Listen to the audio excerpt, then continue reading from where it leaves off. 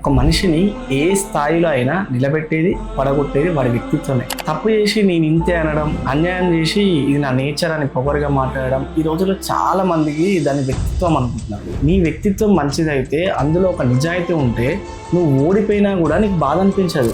వ్యక్తిత్వం అంటే ఒంటి మీద బట్ట కాదు బ్రదర్, ఎప్పుడు పడితే అప్పుడు మార్చుకోవడానికి. ఉద్యోగం కోసం హైదరాబాద్కి వచ్చిన ఒక అబ్బాయి ట్రైన్ దిగుతూ మనసులో అనుకున్న మాట కష్టపడి ఒక ఉద్యోగం సంపాదించి నిజాయితీగా గౌరవంగా ఉండాలని. కానీ తన నిజాయితీ తనకు ఉద్యోగం తెచ్చిపెట్టలేదని తన వ్యక్తిత్వాన్ని మార్చుకున్నాడు. అబద్ధం చెప్పిండు, ఉద్యోగం వచ్చింది. ఒక అడుగు ముందుకేసి మోసం కూడా చేసిండు, పెళ్లి కూడా అయింది. ఇలా అబద్ధాలు మోసాల వల్ల గెలుస్తున్నా అనుకున్నాడు. రోజులు గడిచే కొద్దీ తనకు సరిగా నిద్ర పడతలేదు. ఒక సైకాట్రిస్ట్ ని కలిసిండు. 21 days నువ్వు అబద్ధాలు చెప్పకు, మోసం చేయకుండా రాసి. ముందు తన భార్య వండిన వంట నచ్చలేదని నిజం చెప్పింది. మెల్లగా రోజులు గడిచే కొద్దీ తను చెప్తున్న నిజాలకి ఒక్కొక్కరిగా దూరం అవుతున్నారు. ఇట్లా 21 days గడిచేసరికి ఒకప్పుడు తాను ఏదైతే వ్యక్తిత్వంతో లైఫ్ మొదలు పెట్టిండో ఇప్పుడు అదే వ్యక్తిత్వంతో ఉన్నాడు. రోజులు గడిచే కొద్దీ ఒక్కొక్కటిగా అన్ని తిరిగి వచ్చేసినాయి. ఈసారి గెలిచానన్న గర్వం లేదు, ఓడిపోతానన్న భయం అస్సలే లేదు. ఎందుకంటే తను నిర్మించుకున్న వ్యక్తిత్వం అనేది ఎంత ఎత్తుకెదిగినా పడిపోనివ్వకుండా చేస్తుంది. ఎంత తక్కువలో ఉన్నా నలుగురిలో గొప్పగా నిలబెడుతుంది.